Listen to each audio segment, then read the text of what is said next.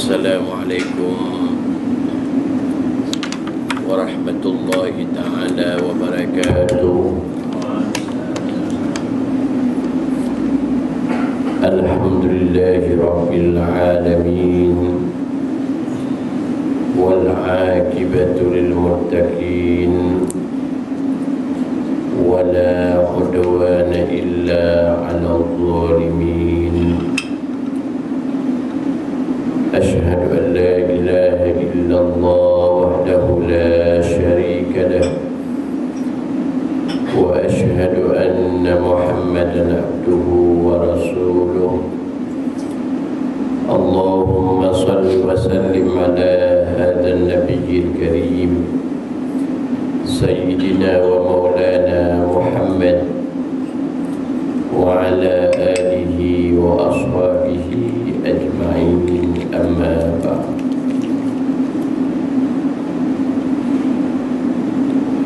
Yang saya hormati serta saya kasihi Tuan Pengurusi Surau, Tuan-tuan Imam,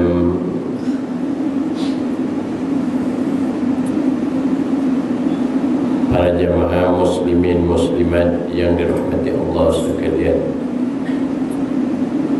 Alhamdulillah, kita panjatkan puji dan syukur kehadirat Allah Subhanahu wa taala kerana dengan taufik hidayah serta inayahnya dapat kita menaikkan perintah Allah Subhanahu wa taala dengan sebaik-baiknya, khususnya fardu subuh yang baru selesai kita tunaikan secara berjamaah. Mudah-mudahan Allah Subhanahu wa taala senantiasa melimpahkan rahmat-Nya kepada kita sekalian agar kita dapat melakukan kerja-kerja kebaikan secara istiqamah dan berusaha menjauhi keburukan-keburukan dengan sedaya upaya yang mampu kita lakukan, insya-Allah. Pada pagi ini saya mengajak para jamaah muslimin muslimat sekalian merujuk kepada surah Ibrahim ayat yang kelima. A'udzu billahi minasy syaithanir rajim. Wa laqad arsalna Musa bi ayatina an akhrij qaumaka minadh dhulumati ilan nur wa dhakkirhum bi ayyamillah. Inna fi dhalika laayatin likulli sabarin syakur. Sadaqallahul azim. Allah Subhanahu wa taala berfirman, dan sesungguhnya telah kami utuskan Musa alaihi salam dengan ayat-ayat kami, seraya kami, yakni Allah Subhanahu wa taala, memerintahkan Nabi Musa alaihi salam supaya mengeluarkan kaumnya minal zulumati ilan nur, daripada kegelapan kepada cahaya yang terang benderang. Wa dzakkirhum bi ayyamillah, dan berilah peringatan di hari-hari Allah. Inna fi dzalika laayatin likulli sabarin syakur. Sesungguhnya memberi peringatan di hari-hari yang tertentu ataupun di hari-hari Allah tentu membawa kenangan faedah, membawa keuntungan kepada dua golongan manusia. Manusia yang pertama, golongan yang senantiasa bersabar. Golongan yang kedua, golongan yang senantiasa bersyukur kepada Allah Subhanahu wa ta'ala. Para jemaah muslimin muslimat yang dirahmati Allah sekalian, kita semua maklum, kita bukan ahli tafsir. Banyak kali perkataan ini saya ulang. Kita tidak boleh sewenang-wenangnya menafsirkan Al-Quran, sebab Nabi SAW memberi amaran yang keras. Nabi bersabda, "Man fassara al-Qur'ana bi ra'yihi falyatabawwa maq'adahu minan nar."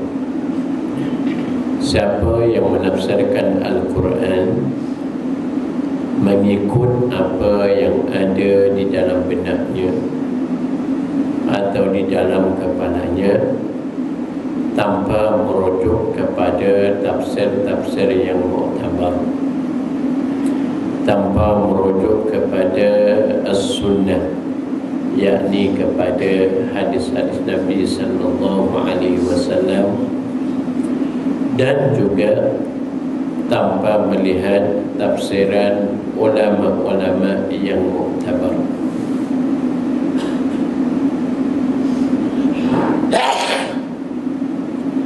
Nabi sallallahu alaihi wasallam, siapa saja orang itu yang menafsirkan Al-Quran mengikut seleranya, maka mereka telah menyediakan tempat duduknya di dalam api neraka Allah Subhanahu wa ta'ala. Ini bukanlah perkara kecil. Ini bukan perkara main-main yang harus kita membaca Al-Quran, contohnya lebih kurang, kemudian kita menafsirkan ke mana kita nak tafsir. Jadi maka sebab itu para hadirin jamaah muslimin muslimat yang dirahmati Allah sekalian, walaupun mungkin tafsir ini tidak menarik kerana kita merujuk kepada tafsir-tafsir yang muktabar, mungkin boleh jadi kita dah jemuh mendengarnya, ataupun isunya sama saja. Jadi kalau kita begitu, maka kita rugi, kerana tafsir ini mestilah ditafsirkan mengikut tafsir yang sebenar-benarnya, merujuk kepada Al-Quran itu sendiri. Disebut tafsirul Quran bil Quran, dan merujuk kepada sunnah Nabi sallallahu alaihi wasallam dengan kita merujuk kepada istilah tafsirus sunnah, tafsirul Quran bis sunnah. Jadi kalau kita, itulah yang diperintah oleh Allah, itulah yang diperintah oleh Nabi sallallahu alaihi wasallam, harus kita melihat Al-Quran itu apa tafsiran ayat yang lain kepada ayat yang kita baca. Contohnya, apakah tafsiran Nabi sallallahu alaihi wasallam kepada ayat yang kita baca? Kerana yang demikian itu lebih selamat, lebih sejahtera, berbanding kita tidak ada pengetahuan tentang Al-Quran, tidak ada pengetahuan tentang hadis Nabi sallallahu alaihi wasallam, hanya kita mempunyai pengetahuan tentang isu semasa contohnya. Lalu kita membaca Al-Quran, membaca hadis, ditafsirkan mengikut apa yang kita logik, itulah dia. Jadi insyaAllah pada pagi ini saya akan menafsirkan ayat ini merujuk kepada Al-Quran itu sendiri, tafsirul Quran bil Quran, dan merujuk kepada As-Sunnah itu sendiri, tafsirul, maknanya tafsirul Quran bis sunnah, dan insyaAllah kita juga akan merujuk kepada tafsir-tafsir yang muktabar. Para jemaah yang dirahmati Allah sekalian, yang pertama yang disentuh oleh ulama biayatina, walaqad arsalna Musa biayatina. Jadi kalau menurut ahli-ahli tafsir daripada kalangan ahli sunnah wal jamaah, di sini merujuk kepada mukjizat kami. Dan kita sedia maklum, ayat ini dari segi istilahnya biasanya dibahagi kepada dua. Yang pertama dipanggil ayatul maqru'ah, ayat yang kita baca, yaitu Al-Quran itu sendiri. Yang kedua disebut dengan ayatul manzurah, ayat-ayat yang kita lihat. Sebab itu ada di antaranya Al-Quran itu ungkapan-ungkapan yang menyebut, contohnya, bagaimana kamu tidakkah melihat unta itu, bagaimana ia dijadikan. Maknanya manusia ini supaya melihat unta itu bagaimana Allah jadikan dia. Dan begitulah juga, tidakkah kamu wahai manusia melihat, bahkan Allah ulang pertanyaan dan sekaligus pertanyaan itu dijawab oleh Allah Subhanahu wa ta'ala. Yang pertama, kalau kita tengok di dalam surah Al-Waqi'ah contohnya, Allah menyebut afara'aitum ma tahrusun, tidakkah kamu memerhatikan, tidakkah kamu melihat apa yang kamu tanam itu, sama ada padi ataupun pokok-pokok yang lain.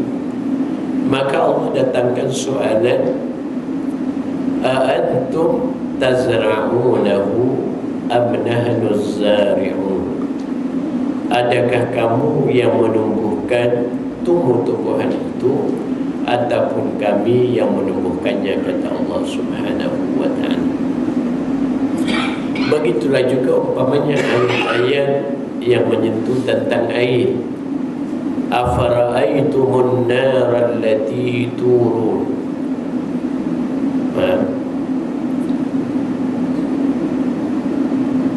afara'aitumul ma'a alladhi tashrabun a'antum anzaltumuhu minal muzni am nahnul munzilun. Tidakkah kamu melihat atau kamu memerhatikan air yang kamu minum itu, adakah kami yang menurunkan ia daripada langit ataupun kamu? Jadi apabila kita menjumpai ayat-ayat yang seperti itu, para jamaah yang dirahmati Allah sekalian, untuk menjelaskan kepada manusia tidak mudah manusia itu menerima. Kerana manusia itu bila merasa dirinya bercucuk tanam, dialah yang menumbuhkan. Apabila dia berusaha salurkan paip air ke rumah apa semuanya sekali, dia merasakan dialah yang buat air. Dan begitulah seterusnya, dan begitulah seterusnya. Jadi Allah Subhanahu wa ta'ala utuskan Nabi Musa alaihi salam untuk memperkenalkan kepada manusia tentang tauhid. Jangan sampai manusia itu berlaku syirik kepada Allah Subhanahu wa ta'ala. Maka Allah utuskan Nabi Musa alaihi salam, seraya Allah memberikan mukjizat-mukjizat kepada Nabi Musa alaihi salam. Kerana pengertian mukjizat seperti mana kita fahami, maknanya boleh melemahkan manusia. Jadi dengan mukjizat itu manusia tidak boleh mencabar Rasul-Rasul Allah itu. Dengan adanya mukjizat itu, maknanya ilmu apapun yang ada kepada mereka tidak akan dapat menandingi mukjizat-mukjizat yang diberi oleh Allah kepada Rasul-Rasul mereka. Jadi para jemaah yang dirahmati Allah sekalian, sebab apa Allah memberikan mukjizat kepada Nabi Musa alaihissalam? Kita sedia maklum mukjizat Nabi Musa alaihissalam di antaranya tungkat. Dan begitulah juga Nabi kita Muhammad sallallahu alaihi wasallam, di antara mukjizatnya yang kekal sampai ke hari kiamat, iaitulah Al-Quran. Tetapi Nabi Muhammad sallallahu alaihi wasallam banyak lagi diberikan mukjizat oleh Allah Subhanahu wa taala. Di antara mukjizat Nabi sallallahu alaihi wasallam, daripada celah-celah jarinya boleh mengeluarkan air, sehingga para sahabat mengambil wuduk dengan air yang keluar daripada celah-celah jari Nabi sallallahu alaihi wasallam. Bahkan Nabi sallallahu alaihi wasallam di antara mukjizatnya boleh memanggil pokok yang sudah kering datang ke hadapannya apabila dicabar oleh orang Arab Badui. Ketika Nabi sallallahu alaihi wasallam mengatakan, "Qul la ilaha illallah tuflih." Ucapkan oleh kamu la ilaha illallah, kamu akan berjaya. Jadi orang Arab Badui kata, "Wahai Muhammad, aku tidak akan mengucap kepada kamu selagi kamu tidak dapat membuktikan kerasulanmu." Jadi apa permintaan orang Arab Badui tadi? Kalau sekiranya kamu boleh panggil pokok korma yang sudah kering ini datang ke hadapanku, aku akan mengucap 2 kalimat syahadat. Dengan izin Allah Subhanahu wa taala, Nabi berkata kepada orang Arab Badui, cakap Arab tak, bukan cakap Melayu ya. Tapi saya terus bahasa Melayu. Jadi dia kata, kau beritahulah pokok Muhammad panggil kamu datang ke hadapanku. Maka apabila orang Arab Badui itu meminta pokok itu supaya berjalan datang ke hadapannya, maka bergeraklah pokok itu sedikit demi sedikit, maka sampai ke hadapan Badui.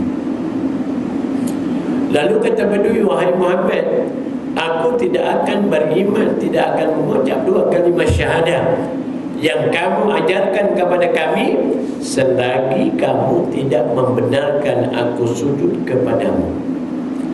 Nabi SAW menjawab, "Kalaulah sekiranya seseorang boleh sujud kepada orang lain, pasti aku suruh perempuan sujud kepada suaminya." Jadi para jemaah yang dirahmati Allah sekalian, maknanya setiap rasul yang dipilih oleh Allah Subhanahu wa taala, maka sebahagian daripada rasul itu diberi mukjizat oleh Allah Subhanahu wa taala. Kenapa para jemaah sekalian Allah menyebutkan an akhrij qaumaka minadh dhulumati ila nur, supaya kamu Musa mengeluarkan kaummu daripada kegelapan kepada cahaya yang terang benderang. Itu makna zulumat, itu makna an-nur.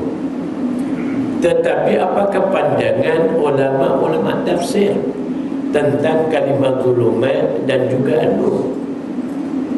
Jadi para jemaah yang dirahmati Allah sekalian, inilah acap kali, banyak kali disebut oleh para rasul alaihi wassalatu wassalam, oleh para sahabat dan juga oleh tabi'in, sehinggalah kepada alim ulama, sehinggalah kepada kita di hari ini, bagaimana nak mengeluarkan manusia daripada syirik kepada Allah, kepada mentauhidkan Allah. Tidak mudah.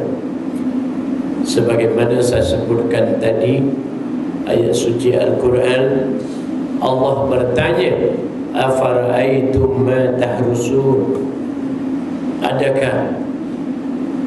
tidakkah kamu memerhatikan padi yang kamu tanam, gandum yang kamu tanam, atau pohon yang lain yang kamu tanam? A'antum tazra'unahu am nahnu zari'un, adakah kamu yang menumbuhkan atau kami yang menumbuhkan, kata Allah Subhanahu wa ta'ala. Dengan perkataan lain, dalam ayat yang lain Allah menyebut a'antum takhluqunahu am nahnul khaliqun, adakah kamu yang menjadikan atau kami yang menjadikan, kata Allah Subhanahu wa ta'ala. Kemudian dalam ayat ini Allah memperjelaskan, Allah berfirman, maknanya kami yang menciptakan dan juga apa yang kamu buat. Wallahu khalaqakum wa ma ta'malun, Allah yang telah menjadikan dan menjadikan kamu dan apa juga yang kamu buat.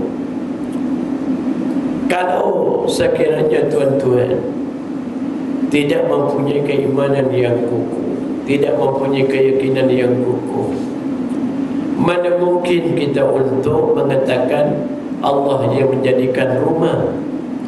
Sebab kita tahu yang buat tukang itu diantaranya orang Indonesia, orang Bangladesh, kaum Cina dan seumpamanya, yang buat kerja tiap hari itulah. Bagaimana boleh katakan bahawa rumah itu Allah jadikan? Mestilah kita kata yang menjadikan rumah orang Indonesia, yang menjadikan rumah Cina, yang menjadikan rumah Bangla dan seumpamanya. Ini perkara-perkara yang mesti difahami oleh manusia yang beriman. Ya, Allah kata, "A'antum takhluqunahu am nahnul khaliqun?" Adakah kamu yang menjadikan ataupun kami yang menjadikan? Wallahu khalaqakum wa ma ta'malun. Allah yang menjadikan kamu semua dan Allah juga yang menjadikan kamu apa yang kamu buat. Kita buat rumah tapi yang jadikan Allah Subhanahu wa ta'ala. Kita tanam padi tapi yang menumbuhkan Allah Subhanahu wa ta'ala. Jadi para jemaah yang dirahmati Allah sekalian, kalau sekiranya kita mengaku beriman kepada Allah Subhanahu wa ta'ala, tapi kita tergama mengatakan aku yang menjadikan rumah ini, aku yang menumbuhkan padi ini, aku yang telah membuat ini dan itu contohnya, maka itu perbuatan syirik, tidak sepatutnya dilakukan oleh orang yang beriman. Walaupun kita nampak kerja kita, buat kerja kita, tapi yang menjadi itu adalah Allah Subhanahu wa ta'ala. Sebab itu dari segi tauhidul rububiyah, mesti kita mengesahkan Allah, mestilah kita mengatakan hanya Allah pencipta, tidak ada duanya. Habis. Takkan kita Ustaz nak mengatakan kereta itu Allah yang menjadikan? Takkan kita nak mengatakan itu kita maknanya apa yang ada kita kata Allah yang menjadikan? Jadi para jemaah yang dirahmati Allah sekalian, kita sebagai orang mukmin, sebagai orang yang beriman, yang diperintah oleh Allah Subhanahu wa ta'ala supaya kamu keluar dari mendakwa dirinya sebagai pencipta ataupun mendakwa dirinya sebagai yang menjadikan, kerana hak mencipta dan menjadikan itu hak mutlak Allah Subhanahu wa ta'ala. Jadi para jemaah yang dirahmati Allah sekalian, manusia sepanjang zaman, mulai sejak daripada Nabi Adam alaihissalam sehinggalah hari kiamat, umat Nabi Muhammad yang terakhir ini tidak mudah, tidak senang untuk menerima bahawa pencipta Allah Subhanahu wa ta'ala sahaja. Tak mudah. melainkan orang-orang yang dipilih oleh Allah Subhanahu wa taala, melainkan orang-orang yang beriman kepada Rasul yang diutus oleh Allah Subhanahu wa taala, dan juga seterusnya mereka yang percaya kepada Al-Quran, kepada hadis Nabi sallallahu alaihi wasallam, dan juga yang percaya kepada pewaris Nabi sallallahu alaihi wasallam tentang wajibnya kita mentauhidkan Allah Subhanahu wa taala, supaya kita tidak mendabi dada sehingga kita mengaku aku yang mencipta, aku yang membuat, aku yang menjadikan itu dan ini, kerana semua itu hak Allah Subhanahu wa taala. Jadi para jemaah muslimin muslimat yang dirahmati Allah sekalian, ayo wahai Musa, kata Allah, jelaskan kepada manusia sejelas-jelasnya bahawa tidak ada pencipta itu melainkan Allah Subhanahu wa taala. Kemudian kalimat tauhid itu la ilaha illallah, ay la ma'budu bihaqqin fil wujudi illallah. Itu pengertian la ilaha illallah. Tiada Tuhan yang layak kita sembah melainkan Allah Subhanahu wa taala. Apa maknanya ya'budun? Apa maknanya hamba? Adakah rukuk sujud saja itulah yang dikatakan menyembah? Tidak, para jemaah yang dirahmati Allah sekalian. Maknanya menyembah ataupun kalimah ya'budun itu di antara terjemahannya maknanya sujud dan rukuk. Tetapi makna ya'budun itu kepatuhan, ketaatan kepada sekalian apa yang diperintah oleh Allah Subhanahu wa taala, maka itulah dia yang disebut sebagai hamba. Wa ma khalaqtul jinna wal insa illa liya'budun, tidak aku jadikan jin dan manusia melainkan untuk beribadah kepada Allah. Kalaulah sekiranya pengertian ya'budun itu hanya menyembah, hanya ibadah-ibadah tertentu, sembahyang ataupun haji, maka pahaman itu salah dan keliru, kerana pengertian ya'budun itu bermaksud kepatuhan, ketaatan kepada semua perintah Allah Subhanahu wa taala. Jadi para jemaah, datanglah ayat tadi, kami utuskan Musa di antara Rasul Allah dengan bekalan mukjizat-mukjizat supaya Nabi Musa AS dapat mengeluarkan kaumnya minal zulumati, daripada syirik, ilan nuri, kepada cahaya, yakni tauhid. Wallahu a'lam. Kalau ada soalan, ada soalan? Tak ada. Adapun makna yang kedua daripada zulumat itu kalau merujuk kepada Al-Quran dan juga merujuk kepada hadis-hadis Nabi sallallahu alaihi wasallam ataupun pandangan ulama-ulama yang muktabar. Jadi pengertian an akhrij qaumaka, supaya kamu Musa mengeluarkan kaumnya minal zulumati ay minal kufri ilan nuri, yakni ilal iman. Jadi para ulama menyebutkan kalimat zulumat itu dengan makna kufur. Maknanya tugas para Rasul alaihi wassalatu wassalam, tugas para nabi yang jumlahnya ribuan manusia, maka Allah Subhanahu wa taala amanahkan kepada para rasul itu bagaimana supaya mereka itu memberitahu kepada kaumnya bahawa sang pencipta aku, kata Allah. Tak ada duanya. Yang menjadikan itu dan ini aku, tidak ada duanya. Jadi maknanya kalimat tauhid maknanya mengesahkan Allah Subhanahu wa taala, sedangkan makna syirik perkongsian. Sebab itu kalau kita buka perniagaan digunakan syarikat, maknanya ada perkongsian. Jadi Allah Subhanahu wa ta'ala Maha Suci daripada sekutu. Jadi maka sebab itu di antara Rasul itu mengajar manusia, jangan sekali-kali manusia itu beriktikad ataupun mempercayai adanya sekutu bagi Allah Subhanahu wa ta'ala. Sebab Allah paling tak suka disekutukan. Sebab itu Allah tidak akan mengampuni dosa orang yang melakukan syirik terhadapnya. Jangan pula kita faham syirik ini menyembah berhala saja.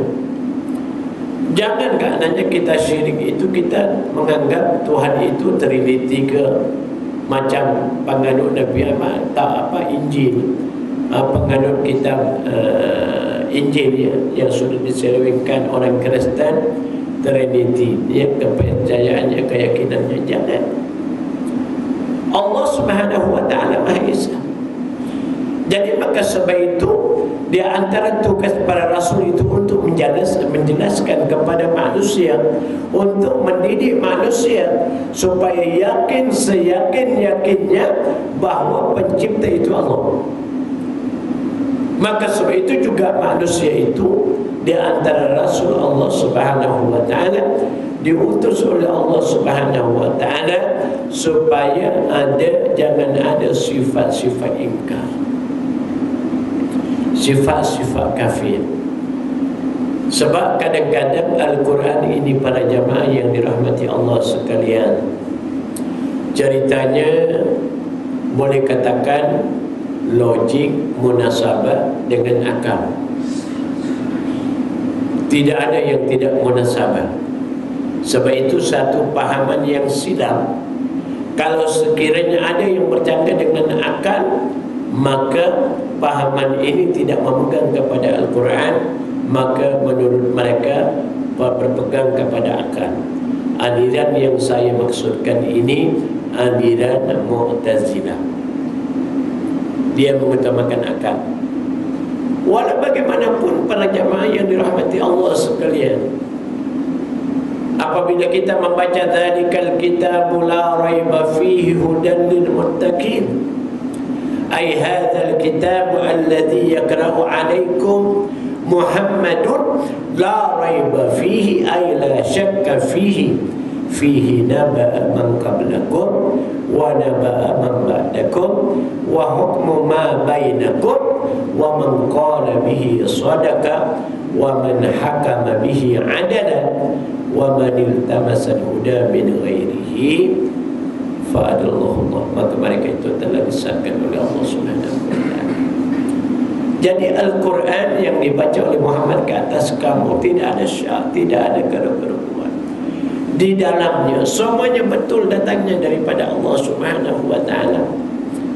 Ada cerita manusia yang sebelum kamu, sebelum Nabi Muhammad. Sebab itu kadang-kadang kita membaca Al-Quran, ada cerita Ashabul Kahfi. Kita membaca Al-Quran, ada cerita Ya'juj wa Ma'juj. Kita membaca Al-Quran, ada cerita Dabbatul Ard.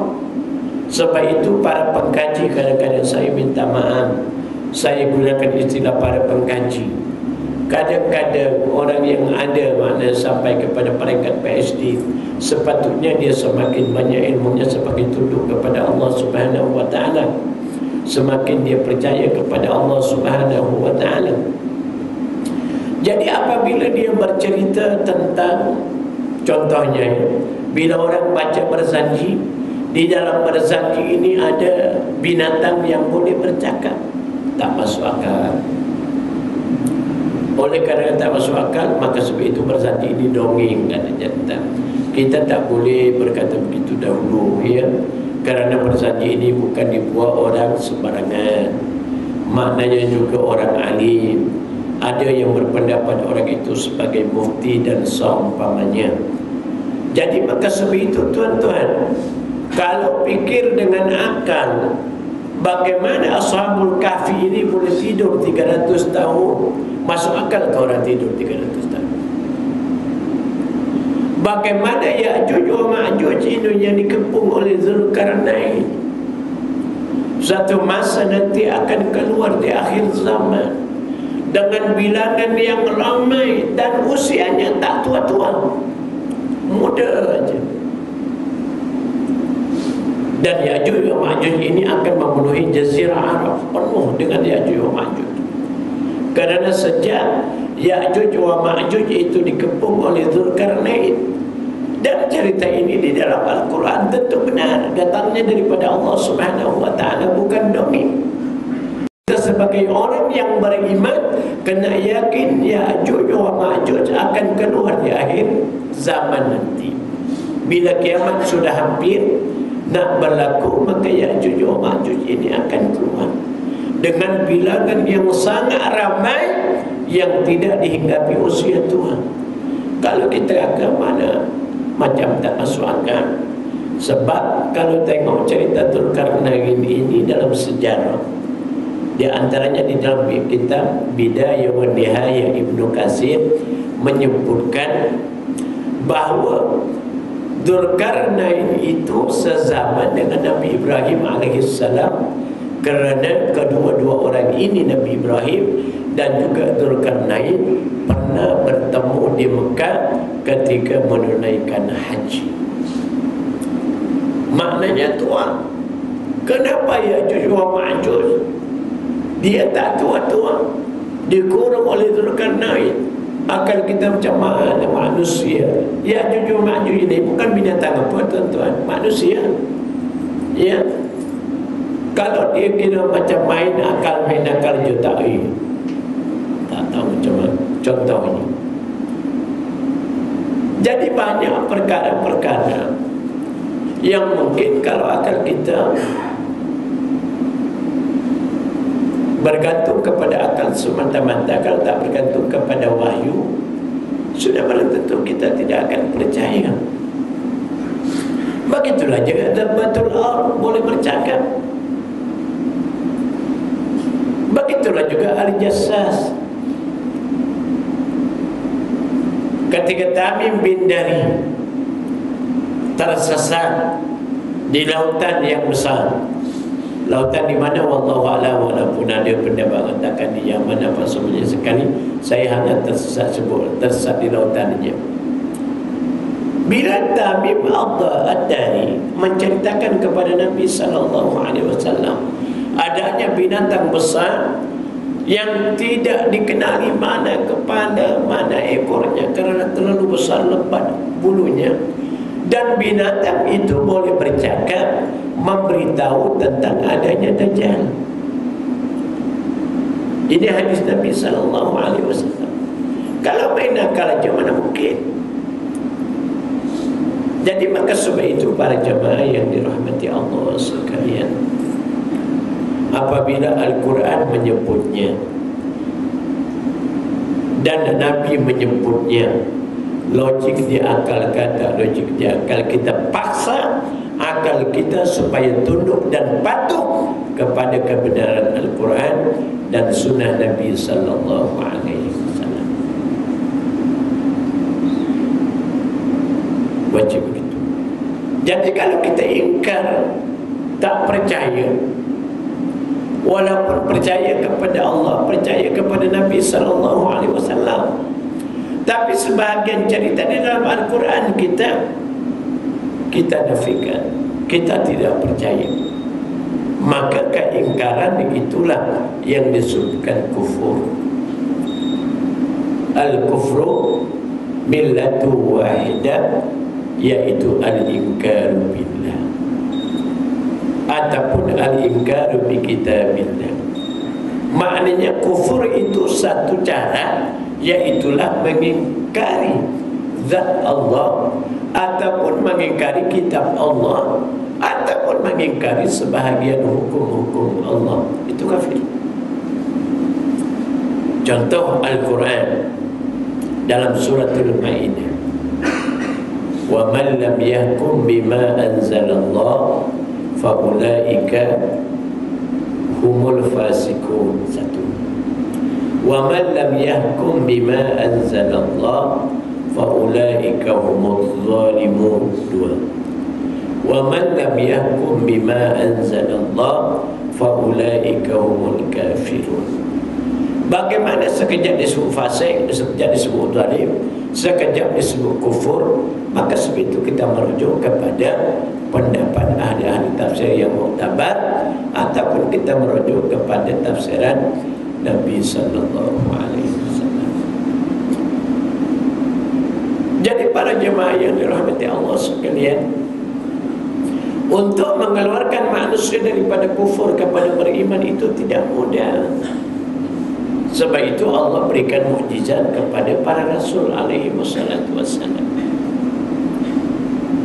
Sedangkan tugasnya sama. Innallaha, sabda Nabi, innallaha amaral mu'minina bima amara bihil mursalin. Sesungguhnya Allah perintahkan orang yang beriman, kata Nabi, sebagaimana Allah perintahkan para rasul alaihi wassalatu wassalam.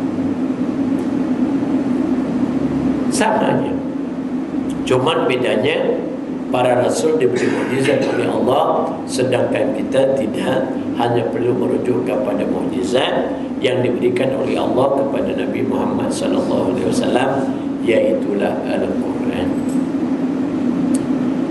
Jadi sepanjang hayat rasul, mulai sejak nabi-nabi yang terdahulu sehinggalah kepada Nabi Muhammad sallallahu alaihi wasallam, tugas utama macam mana nak keluarkan manusia daripada syirik kepada tauhid.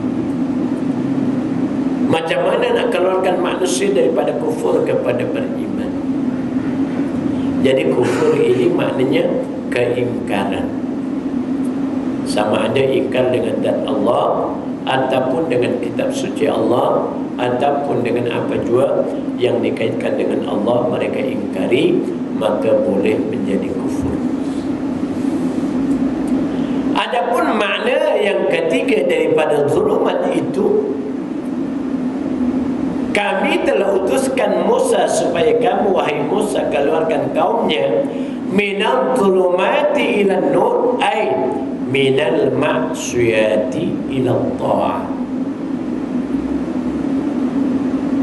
Jadi para rasul termasuklah Nabi Musa alaihissalam, bagaimana nak menjelaskan kepada manusia perkara-perkara maksiat yang bahaya. Maksiatlah yang menyebabkan manusia jauh daripada Allah Subhanahu wa ta'ala. Maksiatlah yang menyebabkan manusia jauh daripada surga Allah Subhanahu wa ta'ala. Dengan maksiatlah manusia jauh dengan nikmat Allah Subhanahu wa ta'ala. Maka kerana manusia dan jin itu dicipta oleh Allah, wa ma khalaqtul jinna wal insa illa liya'budun, tidak aku jadikan jin dan manusia melainkan untuk beribadah kepada Allah Subhanahu wa ta'ala. Maka sebab itu para rasul itu diutus oleh Allah untuk menjelaskan tauhid, diutus oleh Allah Subhanahu wa ta'ala untuk menjelaskan iman, diutus oleh Allah Subhanahu wa ta'ala untuk menjelaskan taat. Maka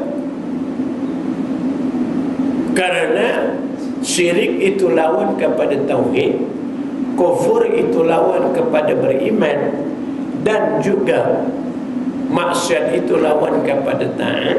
Saya teringat dengan kata-kata Sayyidina Umar, kalau saya tak salah, di dalam menafsirkan afa hukmal jahiliyyati yabghun wa man ahsanu minallahi liqaumin yuqinun. Apakah hukum jahiliyah yang kamu kehendaki? Siapakah yang lebih baik hukumnya daripada hukum Allah bagi orang-orang yang yakin? Jadi maknanya kita manusia yang beriman kepada Allah, beriman kepada Rasul, beriman adanya baik dan buruk, maka kita tidak boleh tidak, mesti kita mengenali apa yang buruk dan apa yang baik. Kalau kita tidak mengenali keburukan, boleh jadi kita akan terperosok kepada keburukan, sedangkan kita tidak tahu. Jadi apa itu keburukan? Idza lam ya'rifil jahiliyata, kalau mereka tidak tahu apa itu jahiliyah, maknanya kullu ma khalafa, setiap apa saja yang menyalahi, ya, sunnah Nabi sallallahu alaihi wasallam, bercanggah dengan ajaran Nabi sallallahu alaihi wasallam, maka itu semuanya dikira jahiliyah. Maka sebab itu Al-Quran datang menjelaskan wa madza ba'dal haqqi illa dhalal, apalagi sesudah kebenaran melainkan kebatilan. Yang benar Islam, yang lain daripada Islam batil. Maka sebab itu manusia yang beriman kepada Allah Subhanahu wa taala, kalau dia nak berjuang hanya satu saja perjuangannya, iaitulah memperjuangkan Islam. Mana-mana orang Islam yang tidak memperjuangkan Islam, tentulah mereka itu berjuang di atas kebatilan. Tidak ada sesudah Islam itu melainkan batil. Wa madza ba'dal haqqi illa dhalal. Jadi maknanya para rasul itu menjelaskan tentang bahaya syirik dan selamatnya tauhid, tentang bahaya kufur dan selamatnya iman, tentang bahaya maksiat dan selamatnya taat. Itu makna yang ketiga daripada kalimah zulumat. Adapun makna yang keempat zulumat itu, kata ulama-ulama tafsir, Allah utuskan Nabi Musa alaihissalam dengan ayat-ayat kami, dengan mukjizat-mukjizat kami, seraya kami menyatakan kepada Musa an akhrij qaumaka minadh dhulumati ay minal jahli ilal nur ilal ilm. Para jemaah yang dirahmati Allah sekalian, saya tidak jemu-jemu mengulangi ilmu balaghah. Di sudut ilmu balaghah ini ada disebut ilmu apa? Tasbih dan rukun-rukun tasbih. Bukan subhanallah, subhanallah itu, tapi syabbahat yusabbihu tasbihan. Ada hadis Nabi sallallahu alaihi wasallam yang menyebut al-ilmu nurun. Ilmu itu cahaya. Kalau menurut ilmu balaghah, tasbih yang seperti ini dipanggil tasbihul baligh. Sebab tasbih ini ada 4 rukunnya. Arkanut tasbih arba'atun, al-musyabbah, adatut tasbih, al-musabbah bihi, dan wajhu sabab. Ada 4. Kata ulama-ulama balaghah, idza khudifat adatut tasbih wa wajhu sabab summiya tasbihul baligh. Apabila dibuang adatut tasbih, kaf atau mislah atau ka'anna, dan juga wajhu syabi, maka tasbih yang seperti ini dipanggil tasbihul baligh. Maksudnya bagaimana Ustaz? Contoh, kalau kita menggunakan tasbih, ada adatut tasbih, ada alat penggunaan alat tasbih itu. Apa contohnya? Mislu atau kaf atau ka'anna, contoh. Maka tasbih ini boleh jadi tasbihul mursal, ataupun boleh jadi ada tasbihul muakkad. Apabila ada tasbih dibuang, wajhus sabahnya dibuang, maka tasbih ini dipanggil tasbihul baligh. Maksudnya, kalau disebut contohnya anta kal asad, kamu ini seperti singa, menggunakan adatut tasbih kaf, kal asad, boleh jadi yang sama dengan singa ini keberaniannya, ataupun boleh jadi yang sama dengan singa itu gagahnya. Ya, maknanya ada salah satu sifat-sifat seperti singa, keberaniannya, kegagahannya, ya, ketangguhannya, itu singa, salah satu sifatnya. Tapi bila disebut dia kata anta asadun, anta asadun, maknanya orang itu memiliki semua sifat-sifat yang ada kepada singa, bukan salah satu. Ya, Muhammad asadun, Muhammad itu singa contohnya. Jadi apabila dibuang adatut tasbih, saya minta maaf tuan-tuan, apa yang disebut oleh Ustaz ni, saya sebut ya, kaf itu adatut tasbih, maknanya alat nak menyerupakan orang. Contohnya anta kal badri, kamu ni macam bulan purnama, menggunakan kaf kan. Tapi kalau dalam bersabdi anta badrun anta nurun, tak ada kaf. Engkaulah bulan, engkaulah mata, engkaulah anta badrun anta nurun, engkaulah cahaya. Maknanya tidak ada menggunakan anta kal badri, anta kan nuri, tak ada.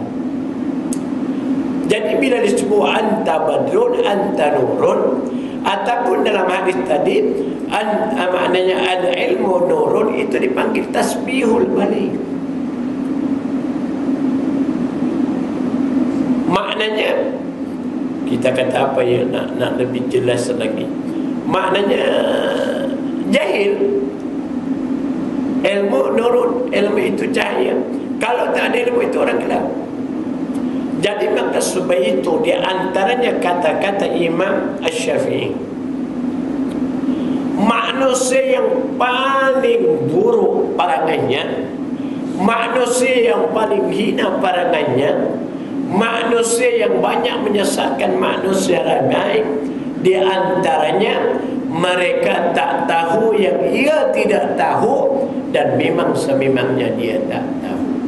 Wa rajulun la yadri wa la yadri annahu la yadri, laki-laki tak tahu yang dia tak tahu, sememangnya memang dia tak tahu. Itu yang jaga ikutan. Umpamanya itu hari apa, ada golongan siapa yang mengatakan berkhalwat ke? Ha? Ha? Ha? Ya. Itu kalau orang Jawa kata jahil murakkab, ini jahil tersusun-susun. Ya. Jahil murakkab itu jahil tersusun-susun. Dia tak tahu. Lalu dia tak tahu yang dia tak tahu, itu yang cakap ikutan. Sememangnya dia tak tahu. Dia bercakap apa yang dia nak, tak fikir akibatnya, apa kesannya, bagaimana akidah mereka, dia tak fikir. Maknanya Nabi kata ada ilmu nurun, ilmu itu cahaya, tak ada ilmu gelap. Jadi apabila dibuang adatut tasbih wa wajhus sabat, sebab itu saya petik kata-kata Sayyidina Ali, nak menunjukkan betapa ilmu itu mulianya di sisi Allah Subhanahu wa taala. Kata Sayyidina Ali, man kana fi talabil ilmi kanatil jannatu fi talabi. Mana-mana orang yang belajar ilmu, berarti ia menuntut surga kepada Allah Subhanahu wa taala. Itu kata-kata Sayyidina Ali. Man kana fi talabil ma'siyati kanatin naru fi talabi. Maknanya siapa yang ada ia dalam keadaan maksiat, berarti ia menuntut neraka daripada Allah Subhanahu wa taala. Jadi para jamaah yang dirahmati Allah sekalian, sempena dalam masih bulan Rabiul Awal kan. Jadi saya baca ayat ini kerana selepas ini wadzakkirhum bi ayyamillah inna fi dzalika laayatin likulli sabarin syakur. Jadi tugas Nabi Musa alaihissalam untuk mengeluarkan manusia daripada syirik kepada tauhid, untuk mengeluarkan daripada kufur kepada beriman, daripada maksiat kepada taat, daripada jahil kepada berilmu. Itulah juga tugas kita. Kalau jadi ustaz mengajar, kalau tak jadi ustaz kena cari ilmu. Maka sebab itu dalam bahasa Arab, la yambaghi lil jahili ayyaskuta ala jahli, wa kadzalika la yambaghi lil alimi ayyaskuta ala ilmi. Memang tak patut orang yang jahil berdiam diri di atas kejahilannya. Sepatutnya dia kena mencari supaya kita tidak jahil. Sebegitu juga tidak patut orang yang berilmu berdiam diri di atas ilmunya. Yang ada ilmu silakan mengajar, yang kurang paham silakan mencari ilmu. Mudah-mudahan kita selamat daripada jahil dan kita mempunyai ilmu. Sebab kalau ada ilmu itu maknanya ada cahaya, tak ada ilmu gelap. Di luar sudah terang, saya berhenti. Sekian, wabillahi taufiq wal hidayah. Wassalamualaikum warahmatullahi ta'ala wabarakatuh. Itu aja, baik.